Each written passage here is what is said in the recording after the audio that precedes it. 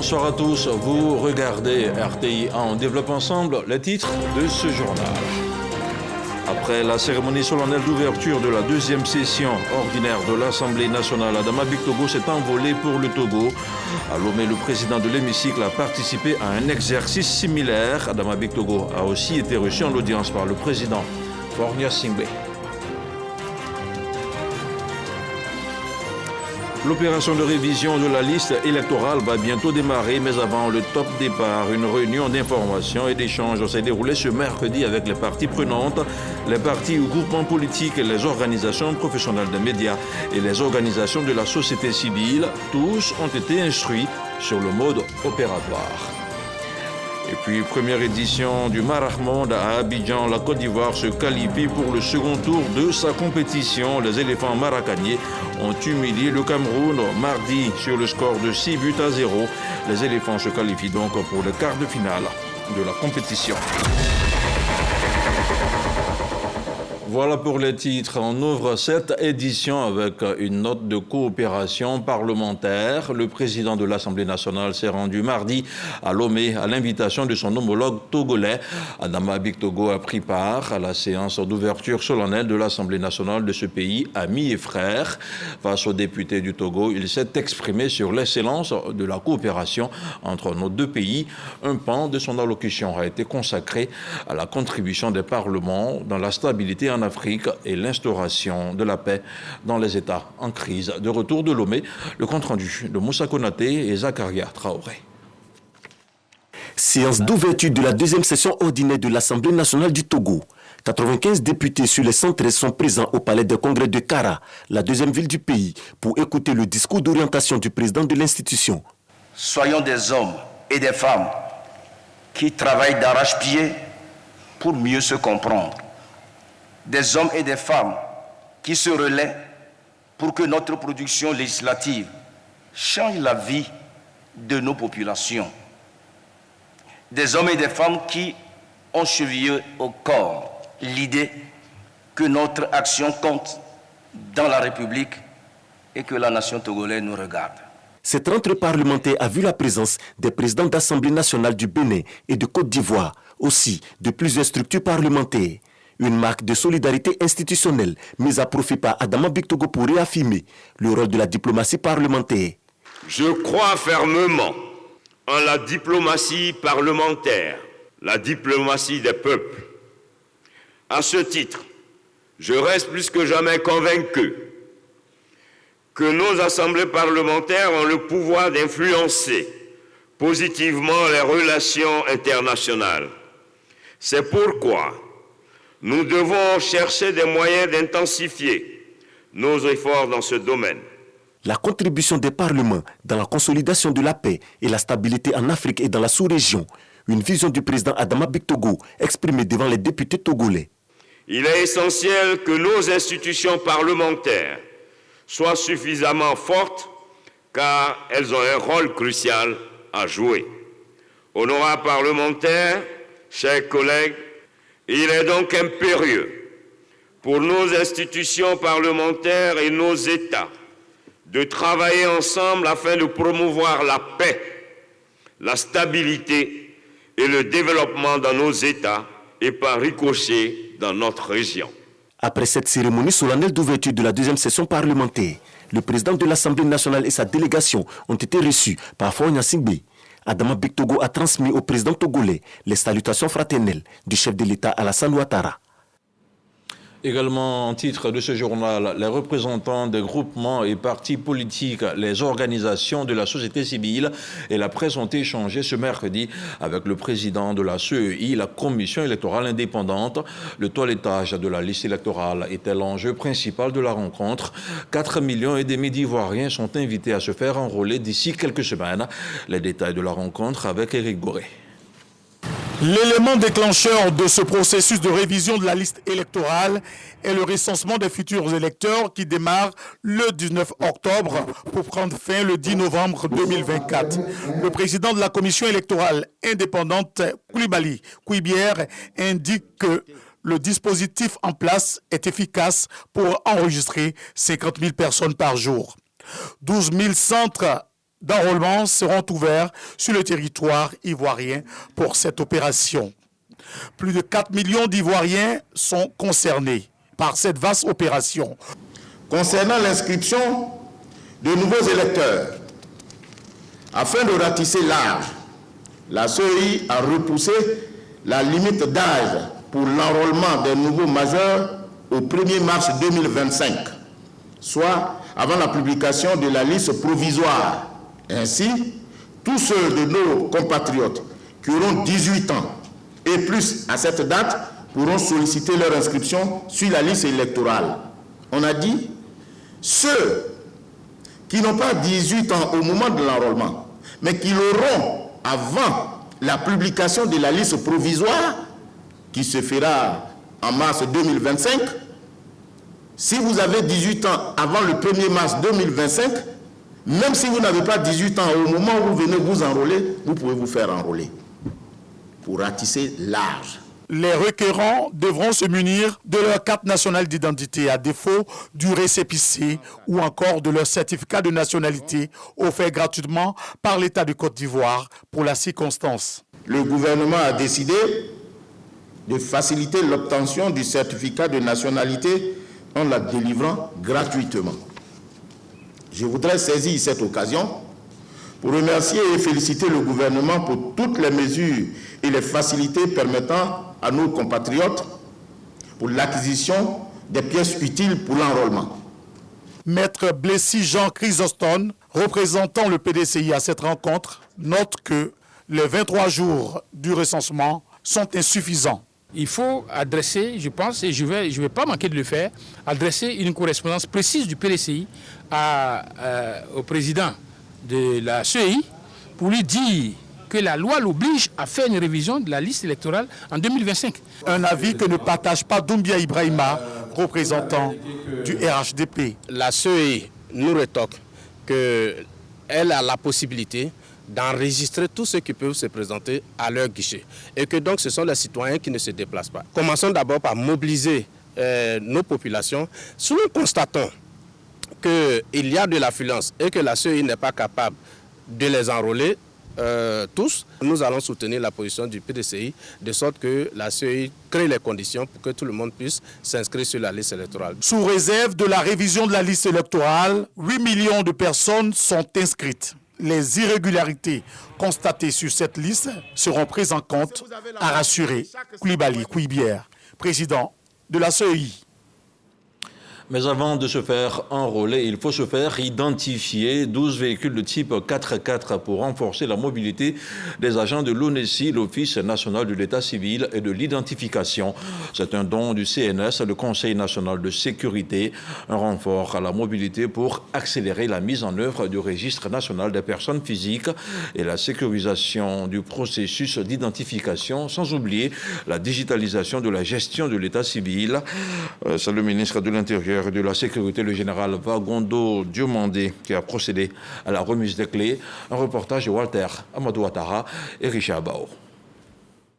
À travers l'adoption de la stratégie nationale de l'état civil, l'ONESI, Office national de l'état civil et de l'identification, travaille à l'opérationnalisation de la politique du gouvernement par une couverture totale de l'ensemble du territoire. Il veut ainsi offrir aux citoyens les services pour l'enrôlement, la production et la distribution des cartes nationales d'identité CENI. Pour atteindre cet objectif, il faut bien que les équipes sillonnent les localités du pays. Le Conseil national de sécurité CNS l'a si bien compris qu'il vient de tenir à sa promesse d'octroyer des moyens aux roulants. La question des moyens de mobilité se posait avec acuité parce que le parc automobile de l'ONESI a une moyenne d'âge de 6 ans, ce qui ne permettait pas d'être plus efficace sur le terrain. C'est donc avec joie que nous saluons la cérémonie de ce jour de remise de 12 véhicules tout-terrain et surtout faire en sorte que l'obtention d'un acte de naissance légal et sécurisé en Côte d'Ivoire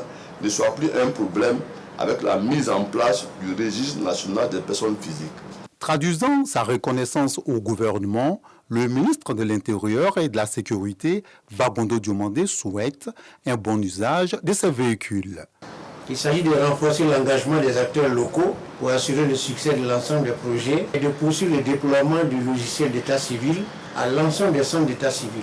Il s'agit de déployer le logiciel CityWeb dans toutes les sous-préfectures et les mairies, à l'occasion de la remise officielle de ces véhicules à l'ONESI.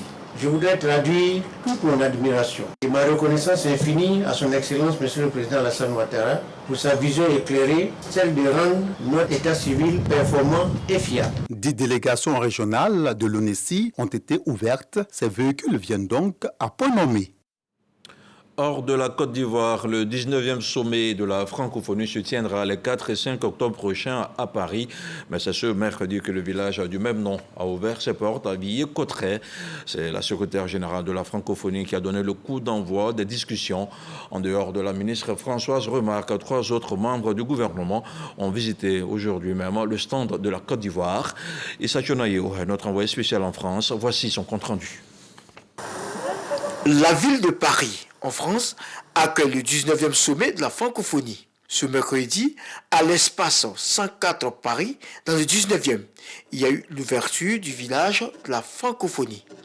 La secrétaire générale de cette institution profite de son double passage au pavillon de la Côte d'Ivoire pour situer les enjeux de ce sommet. Mais ce sommet aussi, c'est un sommet où nous allons avoir de nouveaux membres, de nouveaux adhérents. Et j'ai le plaisir de vous dire que la Côte d'Ivoire est le pays qui a géré la question des nouveaux adhérents à travers l'ambassadeur de Côte d'Ivoire qui est le représentant du chef de l'État à l'OIF. C'est aussi un sommet, vous savez, qui se tient à un moment de beaucoup de turbulences politiques. Donc, dans le huis clos exclusif des chefs d'État, il y aura certainement des échanges sur les différentes crises qui secouent non seulement l'espace francophone, mais le monde, et le rôle que la francophonie peut jouer pour atténuer toutes ces crises. La Côte d'Ivoire est le 4e pays francophone en termes de locuteurs dans le monde. Occasion pour Françoise Remarque de réaffirmer le leadership de la Côte d'Ivoire dans la francophonie grâce aux actions du président de la République, Alassane Ouattara. La Côte d'Ivoire est extrêmement attendue, très attendue en matière de partage d'expériences, en matière d'implication dans différents domaines.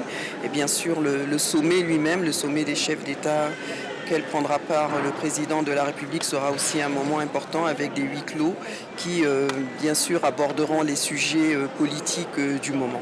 La solidarité gouvernementale est également de mise à travers la visite du stand du pays. L'éducation, c'est un des piliers de la francophonie et pour la Côte d'Ivoire, je suis heureuse aujourd'hui de visiter le stand de notre pays, le beau stand de la Côte d'Ivoire.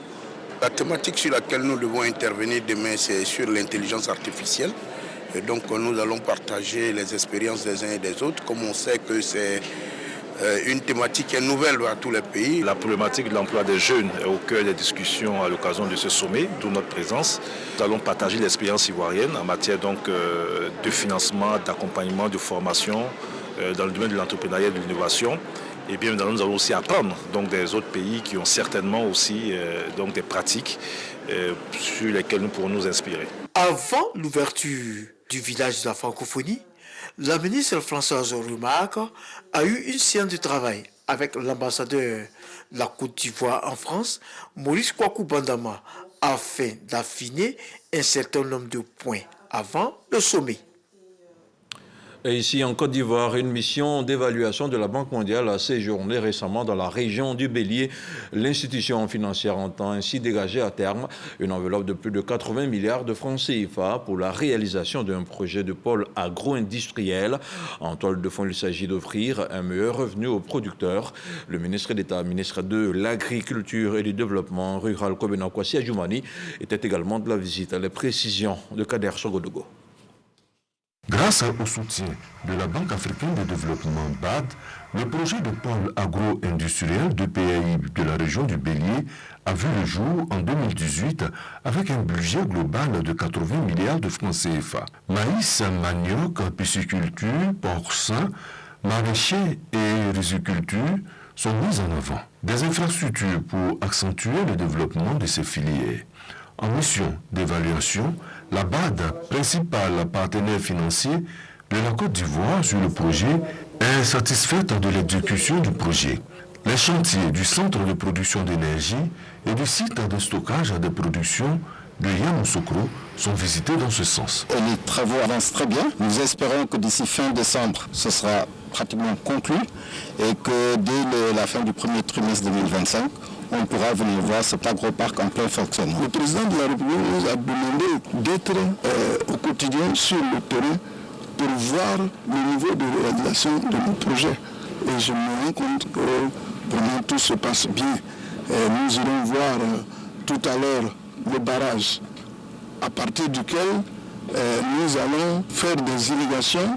Un symbole de la bonne marche du 2PAI Bélier, le ministre d'État, Kobeno Kwasi Adjoumani, sur le terrain procédant à la récolte de riz. Nous pouvons mettre au niveau de chaque région un tel dispositif, des barrages, des aménagements avec les canalisations qui sont faites.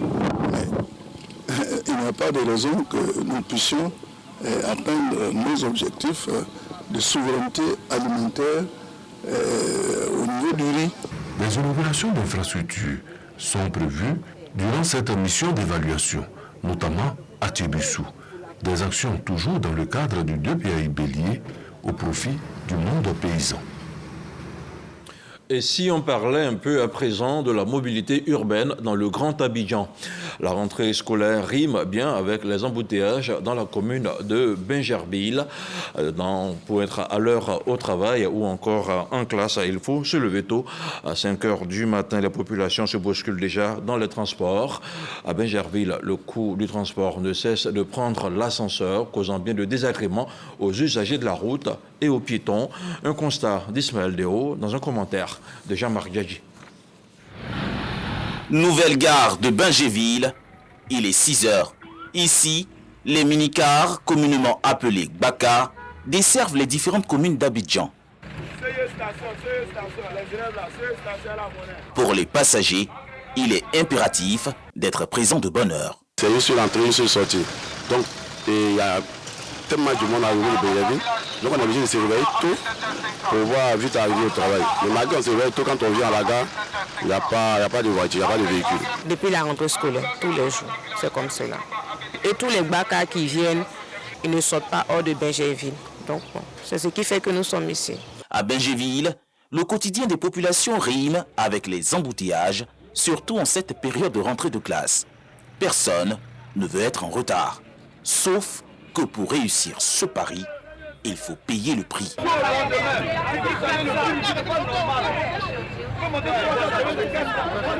Il faut un trajet, une dépose quelque part, vous ne pas aller après barrage, une dépose quelque part vers Nouveau Goudron, il recharge encore la même personne pour aller encore devant. C'est-à-dire que le prix fait 2 fois. On peut payer 600, 700 par le Nouveau Goudron. Ce n'est pas normal. À partir de 5h, 5h30 par là, déjà on constate déjà, ils commencent à augmenter les transports. Tout arrêt à 500 francs par exemple. Au niveau de double tarif, là, nous aussi on regarde l'embouteillage pour pouvoir donner le prix. Il rase au Nouveau Goudron pour prendre les gens pour les déposer à la vie au tarif de 500 francs. Voilà, parce qu'ils savent qu'à Bingerville, il y a un embouteillage. Maintenant, ceux qui continuent à Bingerville, ils ont les tarifs à part. Cette affluence n'est pas faite pour déplaire aux conducteurs et apprentis de Baka. Certains usent de stratégies pour faire recette avant la mi-journée. Le transport pour quitter Bingerville pour aller à Djamé, c'est 500 francs. Les failles à Nouveau Goudron sont à 300 francs. Souvent, quand il dit 300 tout arrêt, bon, regardez, 300 tout arrêt, et tous m'ont donné 500. Le Baka fait 26 places. 200 par 26, ça me fait 5200. Je vais avoir cette monnaie là-haut. Raison pourquoi parfois pour éviter tous ces disputes de monnaie, nous le faisons tout arrêt 500. Actuellement c'est matin, à partir de midi il n'y a plus d'embouteillage. Donc on en profite en même temps. 6h, 10h, tu as déjà la recette. Ouais, tu as déjà la recette, si à la vérité vous dit. 10h, tu as déjà la recette, tu commences à rentrer dans le gasoil, après de 14h, 15h, tu as déjà le gasoil, maintenant tu cherches pour toi à 22h. Une lutte qui s'étend jusqu'au grand carrefour de la Riviera Palmeraie. Il faut au total compter presque 2 heures du temps pour une distance d'environ 15 km entre Bingerville et la commune de Cocody. C'est le quotidien. En tout cas, depuis moi je vis à Benjerville, il n'y a pas un jour où je me suis, peu importe l'heure, il n'y a pas un jour où je me suis levé puis j'ai pris la route. En tout cas, à part si c'est la nuit, et puis la voie était fluide. C'est tout le temps coincé en fait. La situation touche aussi bien les passagers que les automobilistes. Un véritable parcours de combattants en 2 étapes, au petit matin, puis en début de soirée. Moi je viens de zone 3, depuis 17h je suis sur la route. Ça chauffe, mes pieds ça chauffe. Surtout que mon véhicule est manuel, c'est pas facile en fait. On dépense beaucoup parce que la voiture en marche, vous êtes dans l'embouteillage, c'est le carburant, c'est beaucoup de dépenses. Nous sommes à peine à 15 km du bureau, pour certains 20 km. En tout cas, nous sommes à moins de 30 km, mais nous mettons entre 1h30 pour certains, pour moi c'est 1h15 environ, jusqu'à 2h, 3h, voire 3h pour certains. Donc c'est vraiment beaucoup d'ancienneté, beaucoup d'angoisse. De son côté, la municipalité avec à sa tête, le maire Issouf Doumbia, appelle les populations à faire confiance au gouvernement. On a des travaux partout dans la ville. L'ancienne route a été réhabilitée, mais ne règle pas le problème de bouchons. Le problème de bouchons, c'est au niveau des Fékessé. Les études sont en train d'être faites pour nous faire un échangeur. Donc chacun de nous doit prendre son mal en patience. En ce moment, le tronçon Benjerville-Cocody fait l'objet de plusieurs travaux. Des chantiers qui perturbent le trafic routier, surtout en cette période de rentrée scolaire. Dans l'attente d'une effectivité des chantiers entrepris par le gouvernement, les Benjervillois espèrent une amélioration. Vivement une amélioration de la situation dans la commune de Benjerville. On parle maintenant de politique avec les militants du RHDP dans la commune de Cocody qui ont effectué leur entrée politique samedi dernier pour la victoire du parti à la présidentielle de 2025. Ils s'engagent à trouver des stratégies. Éric Tabar, le coordonnateur principal, a appelé les militants à investir le terrain. Un reportage d'Ahmed Traoré. À quelques mois de l'élection présidentielle de 2025, la coordination RHDP de Cocody se mobilise pour la victoire du parti. Sous la houlette d'Éric Tabar, les militants de cette formation politique se sont réunis pour réfléchir sur les principaux chantiers à même de permettre à leurs candidats de gagner dès le premier tour. Remobilisation de la base, distribution des cartes et militants du RHDP, occupation du terrain étaient les thèmes clés de ce rendez-vous. Un processus qui vise à identifier tous les militants de la commune de Cocody. À partir du 19 octobre, il y aura la révision de la liste électorale. Nous étions au vert et nous sommes en train de nous préparer. Parce qu'avec ADO, nous avançons et pour que nous puissions avancer, il faut qu'on gagne au premier tour avec plus de 80% pour que les gens comprennent que ADO, c'est un messie pour la Côte d'Ivoire. ADO, c'est quelqu'un qui a accepté tout le monde. ADO, c'est le symbole. C'est le vrai héritier du président Félix Houphouët-Boigny. La coordination RHDP de Cocody se donne pour credo. Avec ADO, nous avançons. Une initiative bien appréciée. Depuis notre nomination, donc notre prise de fonction, nous avons décidé de sillonner toute la commune dans ses composantes. Nous avons 6 départements avec plusieurs sections, etc. etc. Et donc, c'est la remobilisation des troupes. Et puis, vous savez qu'il y a une opération de militants. Alors, il faut qu'on sache quels sont nos militants exactement. Nous savons qu'il y a des sympathisants, mais on va faire de telle sorte que nos militants, donc le rang de nos militants s'agrandisse. Et puis, nous allons vers les autres. Je l'ai toujours dit, vers les autres. Et je suis heureux que le secrétaire départemental l'ait dit. Parce qu'il m'a montré, il nous a montré donc son slogan de campagne avec ADO, on avance. Le coordinateur principal du RHDP de Cocody a fait savoir que cette rencontre est importante pour la redynamisation du parti à Cocody. Il a profité pour remettre des bons de permis de conduire aux jeunes de la commune. Sur un tout autre plan, le 7e congrès ordinaire de la Fédération des syndicats autonomes de Côte d'Ivoire, Confédération générale FESACI, s'est tenu récemment dans la commune de Cocody en présence des autorités ivoiriennes et des délégations étrangères. Le congrès a élu un nouveau secrétaire général confédéral, une étape décisive dans la lutte syndicale ivoirienne. Evnia Zalé, Patricia Oumou pour le compte rendu.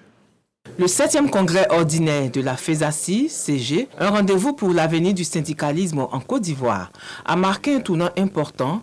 Après 10 ans de crise de leadership, la fédération sort enfin de l'impasse avec l'élection d'un nouveau secrétaire général confédéral et de nouveaux membres pour son bureau exécutif. Ma satisfaction aujourd'hui, c'est que les camarades aujourd'hui, les congressistes qui sont présents aujourd'hui, ont démontré que la FESACI veut donc se repositionner à sa vision originelle, celle de la revendication de l'autonomie syndicale et de la démocratie syndicale, pour que les problèmes des travailleurs soient discutés partout dans les entreprises, dans l'administration publique et privée, et surtout pour permettre à la FESACI de développer des expertises, parce qu'aujourd'hui nous avons des jeunes qui ont beaucoup d'expertise et qui peuvent permettre de pouvoir étudier toutes les questions qui assaillent les travailleurs. La nouvelle équipe dirigeante est déterminée à restaurer l'unité et la force du mouvement syndical ivoirien. Bravo au secrétaire général confédéral qui vient d'être élu. Je pense que c'est un doyen humble, riche en connaissances. On a beaucoup à apprendre auprès de lui. Nous déjà, on lui donne notre engagement. Nous sommes à côté en tant que Syninfo, syndicat fondateur, et nous pensons que nous allons le soutenir. À la tête de cette structure, et nous pensons qu'avec lui, la FESACI va se porter mieux. Ce congrès a également vu la présence de délégations internationales venues témoigner de leur soutien à la FESACI. On termine avec du sport, du football, avec les éléphants du Maracana qui se hissent en quart de finale de leur compétition. Mardi, ils ont étrillé le Cameroun sur le score sans appel de 6-0. Depuis le dôme du Palais des Sports de Trècheville, on retrouve le compte-rendu de Gamblé Konaté et Arsène Kouassi. Poussés par le public, les éléphants maracaniers, sans forcer leur talent, ont facilement dompté les lions du Cameroun à l'occasion de la deuxième et dernière rencontre du groupe A. La balade de santé des éléphants débute à l'entame du deuxième tiers-temps sur cette réalisation du capitaine Gueye Placide qui montre la voie du succès à ses coéquipiers. Sur penalty, Nyan Serge double la mise avant que Kone Loseni ne cosse l'addition. Joël Taouli, Esso Oria et Philippe Swonga jugent le score insuffisant et ajoutent leur nom au tableau des buteurs. 6-0 score final. Leader du groupe A, la Côte d'Ivoire élimine ainsi le Cameroun et se qualifie brillamment pour le second tour. En attendant de connaître leur futur adversaire, les non-nulles champions d'Afrique peuvent savourer cette qualification pour les quarts de finale. 2 heures plus tard, le ministre délégué en charge des sports, Adjé Silas Mech, partage un dîner avec les responsables des pays participants à la compétition. Des moments empreints de fraternité et de convivialité dont Seydou Aboussi et les siens se souviendront longtemps. Le ministre des Sports, à travers qui nous remercions l'État de la Côte d'Ivoire, vient également de montrer une autre facette de l'hospitalité de la Côte d'Ivoire. Au nom de la FIMA, nous voulons donc dire merci. Et merci plus loin au chef de l'État et au Premier ministre, chef du gouvernement, qui n'ont lésiné sur aucun moyen pour que le séjour à mi-parcours de nos frères qui sont arrivés soit un succès. Autre moment fort, la distinction des différentes délégations qui reçoivent des échappes inspirées de la diversité culturelle ivoirienne. En souvenir de leur passage en Côte d'Ivoire, nous avons offert ces échappes au nom du gouvernement ivoirien et du peuple ivoirien. Avant de prendre congé de ses convives, Adjé Silas Mech a remercié chaleureusement ses invités, notamment ceux qui n'ont pas pu sortir des phases de poule et qui rejoindront leur pays dans les heures à venir. Toujours au chapitre du Marathon, rappelons que le Brésil a battu les États-Unis 5-2 et validé son ticket pour le quart de finale, tout comme le Canada qui a triomphé du Mali 2-1. On s'arrête ici, je vous dis bonsoir et à demain, 6h30.